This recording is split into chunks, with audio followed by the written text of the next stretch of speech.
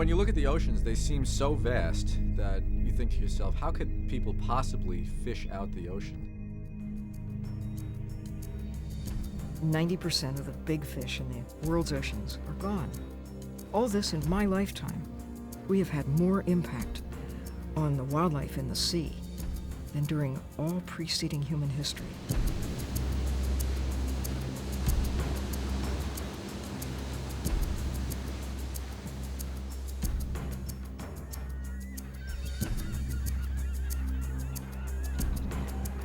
As the demand for seafood increases, along with the fishing capacity of the global fleet, the question becomes, can the oceans keep up with the hunt? Many of the fish species we depend on are in serious trouble, and the situation is becoming more critical every day. Even in the most remote locations, and in the deep waters of the open ocean, fish populations are being exhausted, one after another, by vessels using advanced tracking technology, dragging nets that sweep vast areas of ocean floor, and deploying miles and miles of baited hooks. When I started fishing, there were a lot of fish. I think that the greatest difficulty has certainly been when you know what you know about fishing and you know you've got the information and you're doing the right thing and you go out and there's still nothing there. It's not here anymore. It's all gone. It's just unbelievable, the swordfish you catch. And right close, you know, but you didn't have to go very far to get them. Even as stocks of valuable fish have shrunk, the size of the world's fishing fleet has grown. Today's global fishing fleet is estimated to catch 185,000 tons of fish each and every day. Fish simply cannot reproduce quickly enough to keep up with the ever-intensifying hunt. As larger fish disappear, the global fleet is targeting smaller fish at the lower rungs of the marine food chain. Because these species are the prey of larger fish and other marine life, their wholesale removal may cause even further collapses. Also contributing to overall declines is the unintended capture of fish and other species which never even reach the marketplace. Over 42 million pounds of untargeted marine life, so-called bycatch, is discarded every day, and the waste doesn't stop there. The world's vast fleet of longliner vessels can each deploy up to 60 miles of baited hooks, snagging endangered sea turtles, sharks, juvenile fish, and other untargeted marine life. Although some fleets are required to take measures to reduce bycatch, these techniques are rarely used by the majority of longliners worldwide. And then there is bottom trawling. Many scientists believe that this fishing method, commonly used to catch shrimp and bottom fish like cod and haddock, can cause long-term damage to sensitive marine ecosystems. The nets, dragged along the seafloor, trap everything in their path.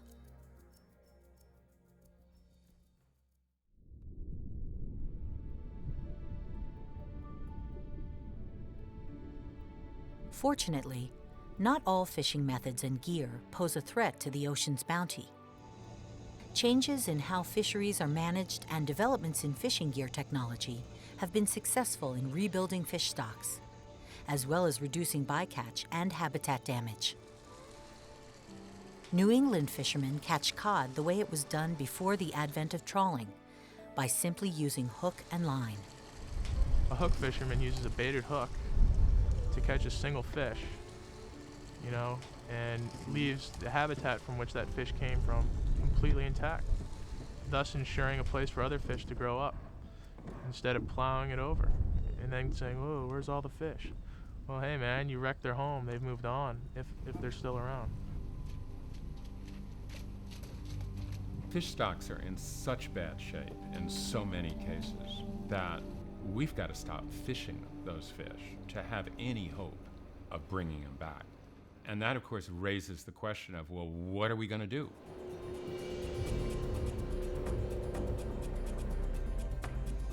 Seafood is now increasingly being raised in captivity, a practice known as aquaculture. Over 1/2 of all fish consumed worldwide is farm-raised. However, some of the more popular and profitable farmed species, such as salmon and bluefin tuna, pose additional threats to ocean fisheries. They're not vegetarians. They have to be fed other fish. So instead of taking pressure off the ocean, it creates a different kind of pressure to feed and keep fueling the aquaculture. Why are we trying to raise carnivores?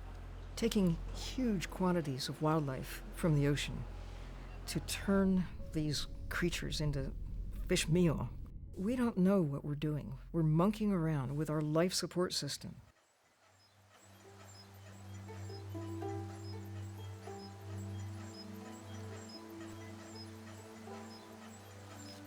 Scientists are also concerned about the overuse of chemicals and antibiotics in fish farming operations. About 1/3 of all shrimp consumed worldwide is raised in ponds like this, where threats of bacterial infection and disease are often treated by adding chemicals to the water and mixing antibiotics in the feed. A practice that can create disease-resistant bacteria that pose a serious threat to human health. Additional problems with open ocean net cage operations, like those that raise salmon and tuna, is that seawater flows freely through the pens, untreated, and into the surrounding environment.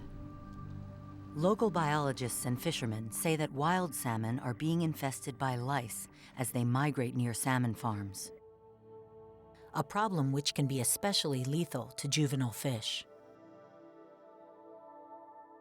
The waste produced by farmed salmon, together with the chemicals and antibiotics used to treat the fish, can pollute the seafloor, impacting shellfish and other marine life.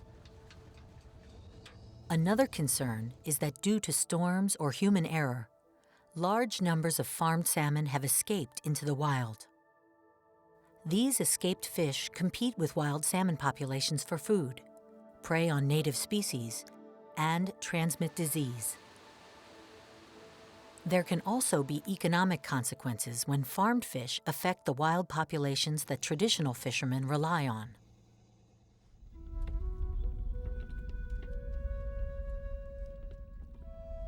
In many tropical areas, a way of life and the ecosystem supporting it have been displaced by thousands of shrimp ponds that operate in or near mangrove wetlands.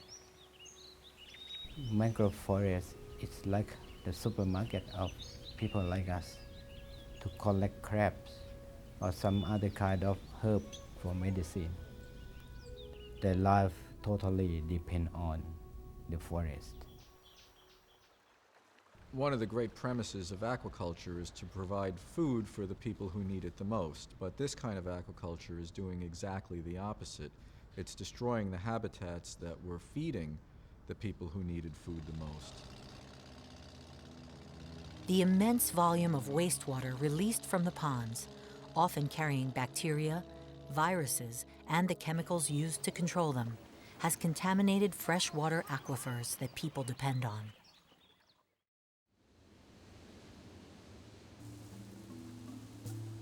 Some shrimp growers are working to improve their operations. They've improved water quality by restoring nearby mangroves and by building settlement ponds for treating wastewater. Some are stocking ponds with lower densities of shrimp to reduce the need for antibiotics. Closed tank systems are currently used to farm a number of fish species. These systems can eliminate waste pollution and escapes and greatly reduce the risk of disease and parasite transfer to wild fish. Some salmon growers have also taken first steps towards addressing problems that have plagued their industry. Vaccines now being used have eliminated the need for some antibiotics. Stronger nets and anchoring systems have helped prevent farmed fish from escaping.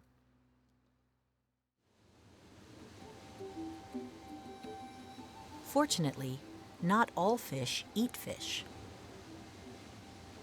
Tilapia, one of the most widely farmed freshwater fish in the world, is an omnivore that can be raised almost entirely on plant-based proteins.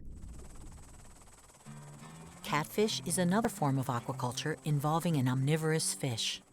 When I first started to work, catfish feed contained 12 to 14% fish meal. And today, that feed is about 1 or 2% fish meal. And this has resulted from research.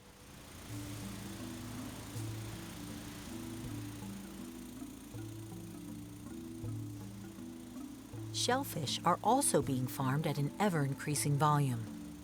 From the Pacific Northwest to the Mediterranean coast of France, shellfish farming can be a great source of protein that is ocean-friendly too. These are animals that stay quiet, they stay where you put them, and they clean up the water. Can produce absolutely enormous amount of food in a very small area. Shellfish, in fact, have the potential of feeding humanity.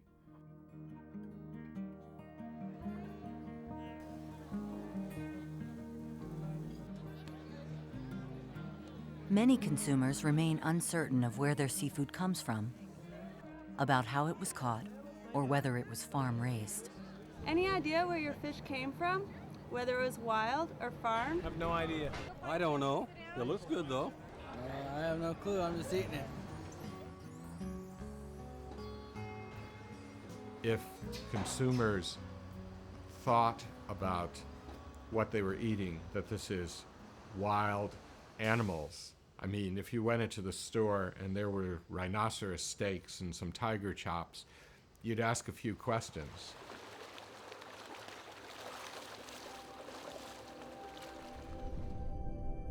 The good news is that reliable information about the origins of seafood products is now becoming more available. Fisheries and fish farms are being certified according to internationally recognized standards for sustainability. Fisheries worldwide can be certified sustainable to the standards of the Marine Stewardship Council and can use the blue MSC Eco label. Would you happen to know where that's from? Yeah, Hawaii.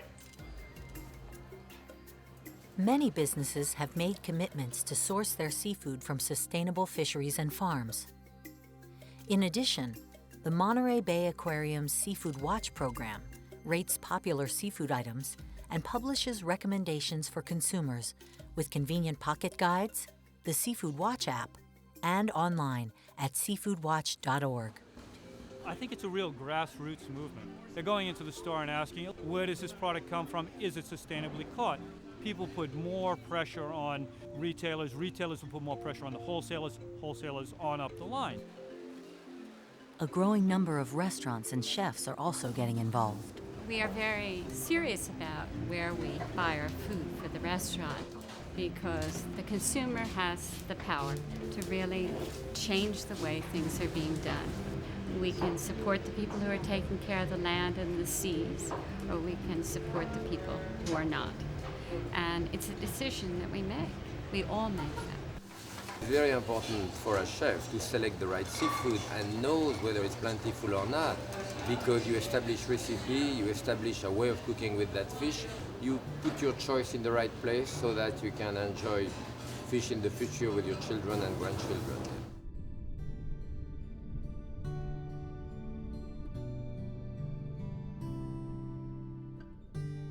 As it becomes more apparent that the bounty of our oceans depends on an ecological balance millions of years in the making, a balance more fragile than ever imagined, we're learning how important it is to fish and farm in a way that preserves the planet's most critical life support system. If we could get together, the regulators, the scientists, and the fishermen, I can't see why a solution can't be found. I just can't see why it can't happen. If we are to succeed in consuming aquatic creatures as a part of what we eat, we cannot rely on wild-caught populations anymore. We've got to take the pressure off. And one of the possibilities is through responsible aquaculture. It really is very much up to us to decide. People shape the world. We can choose. There's a lot of potential to bring things back and have abundance and have beauty. And there's also a lot of risk right now. The health of the ocean and the quality of our food is ultimately up to all of us. It depends on the everyday actions of ordinary people who care about what kind of world our children will inherit.